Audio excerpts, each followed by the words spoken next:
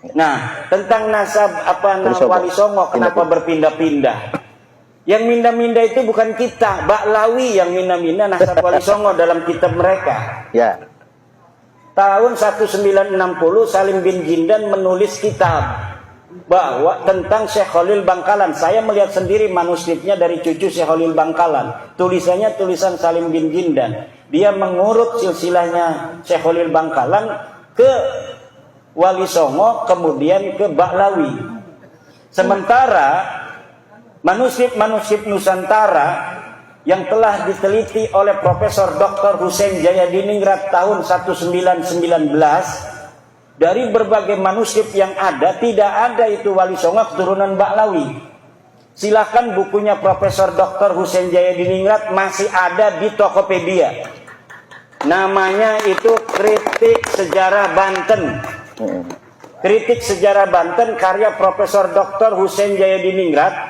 Itu dia meneliti berbagai macam manuskrip yang ada dari Wali Songo pada tahun 1919, kemudian dijadikan disertasi di Den Haag, Belanda. Kemudian kita bisa baca terjemahnya hari ini dari bahasa Belanda. Tidak ada satupun dari 11 riwayat keturunan jalur Wali Songo yang ada dicatat oleh Profesor Dr. Husein Jayadiningrat dari manuskrip-manuskrip tua yang ada di Nusantara yang jalur Baklawi. Jadi tahun 1919 saja tidak ada jalur Wali Songo ke Baklawi.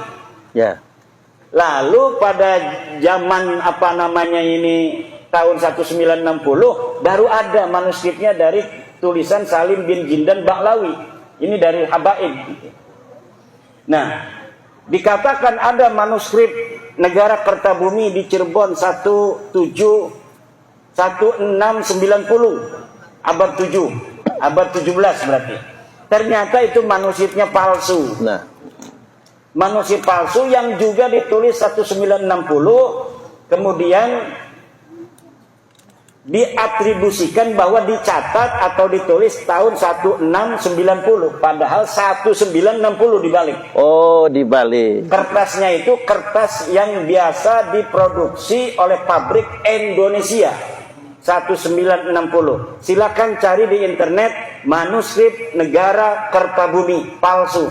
Itu ada bagaimana filolog UI sudah mengadakan penelitian manuskrip itu palsu. Di situ ada silsilah Sunan Gunung Jati sampai Ubedillah. Ternyata manuskrip itu palsu. Pakainya apa itu? Tulisannya tulisan Jawa kuno. Jadi tulisannya Jawa, kemudian tidak berbahasa Belanda, tidak berbahasa Indonesia, tapi tulisan Jawa. Tapi ditulisnya 1960. Di sana ada nasab Wali Songo, terutama Sunan Gunung Jati sampai ke Ubedillah. Ternyata manuskrip ini adalah manuskrip palsu. Satu lagi manuskrip itu, cerita Purwaka Caruban Nagari. Purwaka Caruban Nagari itu, yang juga ada silsilah ke Baklawi itu sama manuskrip Belanda. Manuskrip pada zaman Belanda yang ditengarai bahwa manuskrip itu adalah manuskrip sengaja untuk memutarbalikkan sejarah Indonesia. Jadi manuskrip-manuskrip kolonial, manuskrip-manuskrip palsu untuk memotong sejarah Wali Songo dan bangsa Indonesia hari ini. Kenapa? Karena Belanda itu, bapak-bapak, ibu-ibu, mempunyai sebuah kepentingan agar bangsa Indonesia ini jangan bersatu di masa depan. Akhirnya silsilah-silsilah kita yang satu dengan orang Aceh, dengan orang Maluku, dengan orang Bali, dengan orang Kalimantan dipisah-pisah. Bahwa tidak ada kaitan keluarga. Padahal semua orang Nusantara ini ada kaitan keluarga. Maka saya sudah katakan nanti saya akan berusaha untuk mengumpulkan segala sumber untuk mendapatkan nasab Nusantara agar bangsa Indonesia ini bukan hanya merasa dirinya bersaudara dengan perjanjian di atas undang-undang dasar, tapi juga memang kita secara de facto adalah saudara dari sisi darah, sama-sama keturunan Nusantara. Kalau kita ingin melihat bangsa Indonesia dengan tanah air kita yang tercinta ini tetap dalam negara kesatuan Republik Indonesia, maka bukan hanya ada sebuah komitmen konstitusional, tetapi juga ada komitmen kekeluargaan yang jalur itu memang sudah niscaya. Kenapa kita sekarang ini ada di dalam jajaran pulau-pulau Nusantara? Karena memang leluhur kita dulu ini satu. Leluhur kita dulunya adalah satu. Dan kemudian dipisah-pisah oleh sejarah-sejarah bohong Belanda.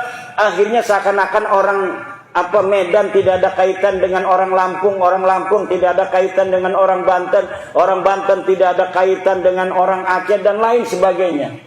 Padahal semuanya bangsa Indonesia ini mempunyai leluhur yang sama di masa lalu, kakek bersama, entah itu 1000 tahun yang lalu, entah 2000 tahun yang lalu, entah 10.000 tahun yang lalu. Nilai-nilai persaudaraan yang hari ini bisa dilihat dari haplogrup O, yang merupakan jadul lurus laki-laki Indonesia, Malaysia, Thailand, itu nanti secara ilmu DNA akan dicari family matchingnya, secara ilmu nasab juga akan dicari family matchingnya. Kita ini sampai mana nasabnya, agar kita ini jati diri kita sebagai bangsa Indonesia tidak bisa lagi diutak-atik oleh orang asing. Akhirnya nilai-nilai persatuan kita untuk bersatu, betul-betul kita akan menjaga tanah air ini dengan segenap kemampuan yang kita punya untuk menjaga warisan tanah leluhur kita, yaitu tanah Nusantara ini. Kemudian menyikapi kiai-kiai yang masih terus berhusnudzon.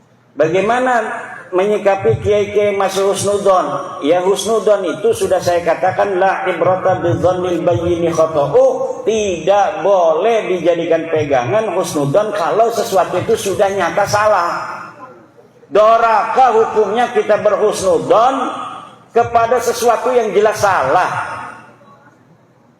Kalau dipaksa oleh ketua PWI Lampung, Ketua PWI Lampung Selatan, gula itu asin, jangan mau. Wong kita sudah merasakan gula itu manis, kok Kiai Parman memaksa kita ngomong gula itu asin? Gak bisa. Kita harus itu sesuai dengan keyakinan kita. Kata Rasulullah, walau aftakal muftun, walau aftal muftun yang sering di roasting orang itu, mereka tidak sadar sedang merosting Nabi Muhammad. Karena kalimat walau aftal muftun itu adalah kalimat dari baginda Nabi besar Muhammad sallallahu alaihi wasallam. Jika engkau telah meyakini kebenaran, maka jaga kebenaran itu walau aftakal muftun, walaupun orang-orang berfatwa berbeda dengan dirimu. Ini adalah ucapannya Rasulullah Muhammad sallallahu alaihi wasallam. Tetapi di roasting katanya Kiai Imad itu tidak akan menerima apapun dalil yang dibawa oleh ulama sedunia, karena dia sudah mengatakan walau aftal muftun. Ya kalau mendatangnya bawa dalil, ya kalau saya nggak nerima dalil, saya bisa dihukum, bos. Ya. Kalau kita ngomong sembarangan gak ada dalil, kita ini bicara hoak. Kalau hoak itu bisa kena pasal.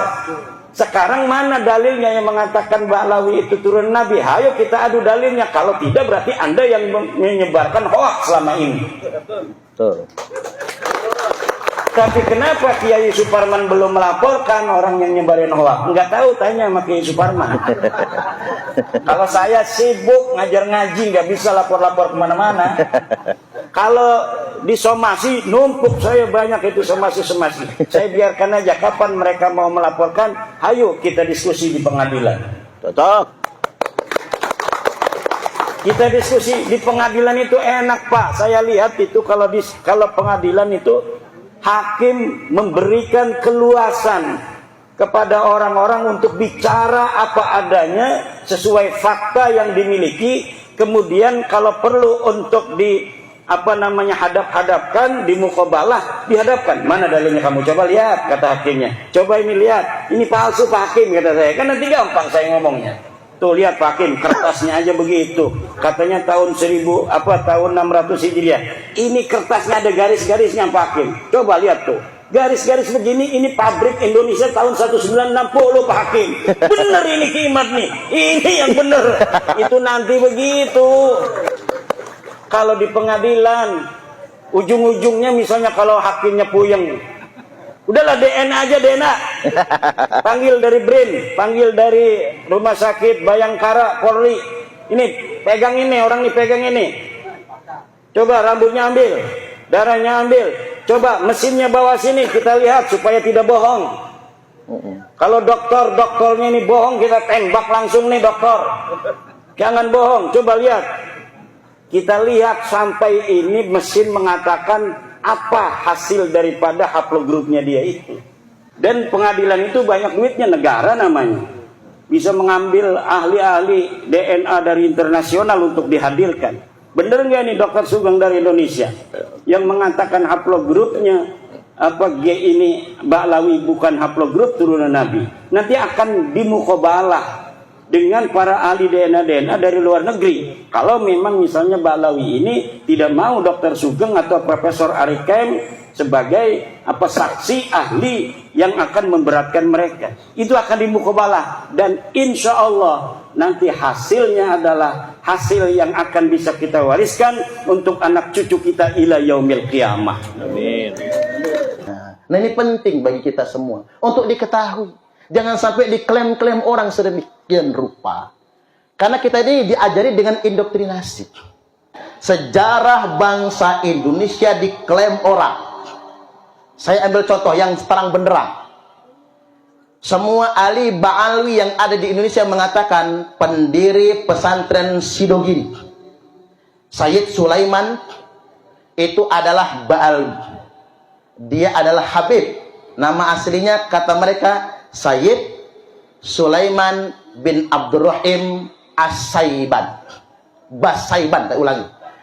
Sayyid Sulaiman bin Abdurrahim Bas-Saiban. Dan itu dipopulerkan oleh Wikipedia, di Google, di mana-mana, disebarkan, diajarkan.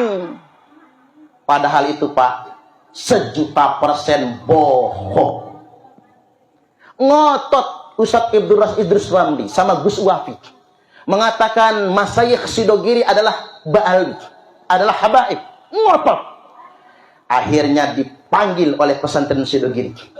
Ustadz Idrus Ramli, Gus Wafi, sini ke Sidogiri. Akan disidang di sana. Sudah 3 kali dipanggil, enggak datang-datang. Sayyid Sulaiman, pendiri pesantren, salah satu pesantren tertua di Indonesia, bukan dari Ba'alwi. Nama bapak beliau adalah Sayyid Zain Abdul Qadir. Itu nama bapaknya. Asli keturunan Syekh Abdul Qadir Al-Jilani. Ini kalau ada alumni Sidogiri, saya ingin sampaikan, Sidogiri, Masyayikh Sidogiri bukan keturunan Ba'alwi. Jangan mau ke sana Pak. Nasabnya nggak bisa dipertanggungjawabkan. Tapi keturunan Syekh Abdul Qadir Al-Jailani. Saya ngomong begini, apa dasarnya? Sudah diisbat oleh Nakobah Internasional. Saya ingin sampaikan Bapak Ibu, di Indonesia belum ada Nakobatul Ashraf. Jadi kalau ada yang mengklaim, oh kami bisa mengisbat nasab, bohong. Karena mengapa? Dari mana lisensinya? Kok bisa menetapkan nasab seseorang? Parman, kayaknya Anda ini bermarga Asegaf. Suparman Asegaf. Lalu dikasih paspor nasab, Pak. Dari mana dia dapat? Karena di dunia internasional tidak ada satupun Nakobatul Ashraf yang memberi SK. Di Indonesia ini orang bisa mengisbat nasab orang. Nah, Sidogiri kemana? Langsung ke Maroko. Karena kerajaan Maroko itu Sayyid semua, Pak. Langsung ke Maroko, dites DNA, DNA-nya J1 semua. Maka ditetapkan di Maroko, Masyayikh Sidogiri beserta seluruh keturunannya adalah dzurriyyat Nabi. Dari keturunan Syekh Abdul Qadir Al-Jilani berarti Al-Hasani. Dan ingin saya sampaikan Bapak Ibu, keturunan Nabi tidak bermarga. Keturunan Nabi itu cuma 2. Kalau enggak Al-Hasani, Al-Husaini. Cuma 2. Nah ini penting sebagai ilmu. Saya ulangi lagi. Dengar bangsa Indonesia. Pesantren Sidogiri diklaim sebagai Ba'alwi. Padahal pesantren Sidogiri sudah isbat ke Maroko. Mereka bukan Ba'alwi. Tapi keturunan Tuan Syekh Abdul Qadir Al-Jilani. Berarti zuriat Nabi dari kalangan Al-Hasan. Kemudian yang berikutnya. Pondok pesantren Al-Kahfi Somlangu, Kebumen. itu adalah keturunan Syekh Abdul Qadir Al-Jilani. Pesantren Al-Kahfi Kebumen itu Bapak Ibu, pesantren tertua se-Asia Tenggara. Itu Kebumen. Karena pendirinya siapa? Syekh Abdul Kahfi, Sayyid Abdul Kahfi Somlang. Dan sudah mendapatkan itsbat nasab sebagai dzurriyyat Nabi.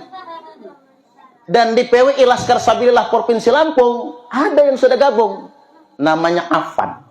Sekarang dia sedang thariqahan sama Kiai Tahrir. Saya hadirkan dia di sini. Itu Pak Sayyid Afan dipanggil Sayyid nggak mau. Maunya dipanggil Gus aja lah, nggak apa-apa. Sama saya cium tangan loh, Pak. Saya ini kan bukan Sayyid, bukan Sarif. Cungur aja proporsional ya, Pak. Nggak mancung. Tapi dia yang cungurnya mancung, jelas-jelas keturunan Somlangu. Syekh Abdul Kahfi, Sayyid Abdul Kahfi, nggak mau ngaku dzurriyyat Nabi. Dan sama kita sopan, Pak. Karena mengapa? Beliau menghormati orang berilmu. Imam Hanafi, Imam Malik, Imam Syafi'i, Imam Hambali, tidak ada satupun yang Sayyid. Beliau yang berempat itu Pak, ahwal semua kayak kita. Orang biasa. Mereka bukan dzurriyyat Nabi. Tapi mengapa dihormati? Karena ilmu. Jadi jangan merasa kemudian lebih mulia daripada orang lain. Gara-gara hanya alasan nasab. Tidak boleh itu semua terjadi di antara kita semua. Duduk sama rata, berdiri tanpa raja. Duduk sama rata, berdiri tanpa raja. Duduk sama rendah, berdiri sama tinggi. Yang membedakan kita illa bittaqwa. Yang membedakan kita semua adalah ketakwaan. Berikutnya lagi, Sunan Gunung Jati, Syekh Syarif Hidayatullah diklaim sebagai Ba'alwi. Abah dari Sunan Gunung Jati ya, Abah? Nah, Abah ini jelas. Abah beliau wajar ketika beliau memimpin thariqah, karena beliau adalah dzurriyyat Sunan Gunung Jati. Tinggal tes DNA aja, Bah. Mahal tuh, 8 juta. Sayang duitnya, Bah. Mending buat nyembelih kambing gitu ya. Sunan Gunung Jati itu diklaim Ba'alwi. Padahal Sunan Gunung Jati itu adalah putra Syarif Abdullah Umdatuddin. Hasil pernikahan beliau dengan Nyimas Rara Santang. Nyimas Rara Santang adalah putri Prabu Siliwangi, yang kemudian masuk Islam bersama kakaknya Pangeran Cakrabuana. Lalu kemudian diperintahkan gurunya berangkat haji ke Mekah, lalu mukim beberapa saat. Di Mekah dinikah oleh Syarif Abdullah Umdatuddin. Lantas kemudian Syarif Abdullah Umdatuddin diangkat menjadi Sultan Mesir. Karena beliau diangkat menjadi Sultan Mesir, maka Nyimas Rara Santang diubah namanya menjadi Syarifah Mudain. Ketika mukim di Mekah, lahirlah Syarif Hidayatullah. Setelah anak ini menjadi besar dan dewasa, diperintahkan pulang ke tanah air. Lantas kemudian oleh pamannya diberikan Cirebon untuk mendirikan Kesultanan Cirebon, dan beliau adalah sultan pertama. Dan putra beliau yang paling tua, laki-laki ya, putra laki-laki ya, kalau putra laki-laki, putri mah perempuan ya. Putra beliau tertua adalah Sultan Maulana Hasanuddin. Yang beliau kemudian menyerang kerajaan Sunda, dapatlah Banten, maka didirikan Kesultanan Banten dengan sultan pertama Maulana Hasanuddin. Lantas kemudian Syarif Hidayatullah, beliau dapat petunjuk dalam mimpi, ada cahaya dari langit. Cahaya dikejar sampailah di Lampung, tepatnya di Pugung Raharjo. Lalu menikahi putri kerajaan Pugung. Beliau ingin menikahi putri tertua, tapi nggak dikasih. Maka diperintah menikahi putri kedua, Putri Sinar Kaca. Lalu hamil punya anak, Mina Gejalabidin. Beliau pulang sampai di Cirebon, cahaya masih ada di Lampung. Berarti salah, bukan kepada Putri Sinar Kaca. Maka beliau balik lagi ke Lampung, maka Raja Pugung memberikan putri tertua, Putri Sinar Alam. Lalu hamil, setelah dicerai ya tentunya, karena tidak boleh dua saudara perempuan dikumpulkan dalam satu pernikahan. Jangankan kakak beradik, bibi sama ponakan aja tidak boleh dikumpulkan dalam satu pernikahan. Maka kemudian dicerai Putri Sinar Kaca, dinikah Putri Sinar Alam, hamil, pulang lagi ke Cirebon. Kalau pulang ke Cirebon, namanya pernikahan kerajaan. Putri Sinar Alam bukan selir Sunan Gunung Jati. Beliau istri resmi, Pak. Maka nggak boleh dibawa ke Cirebon sebagai selir, tapi tetap di kerajaan Pugung. Maka lahirlah Mina Gejalaratu. Dua kakak beradik ini setelah besar diperintah oleh Raja Pugung, cari bapakmu di Cirebon sana. Maka kemudian dicari, Minak Gejala Ratu dikasih namanya Raden Muhammad Zaka. Yang lebih terkenal, ada Jaka di sini? Nggak ada ya Pak?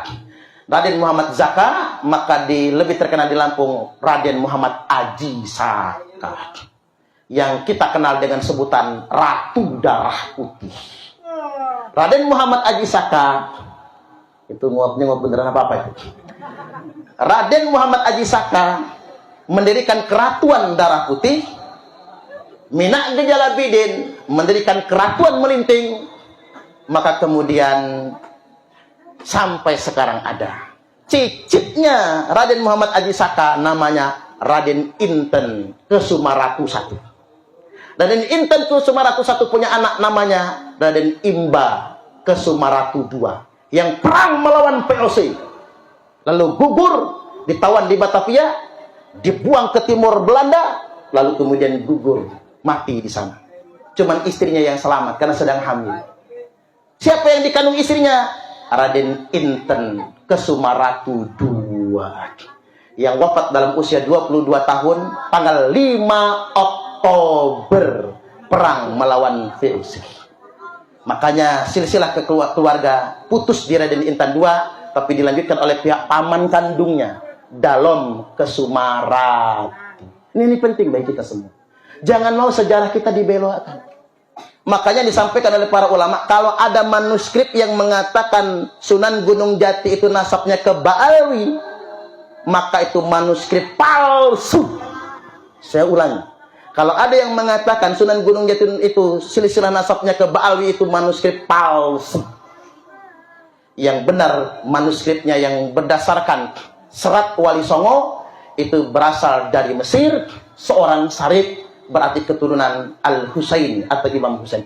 Penting bagi kita semua agar sejarah tidak kemudian dibelokkan. Selanjutnya tidak kira-kira? Lanjut?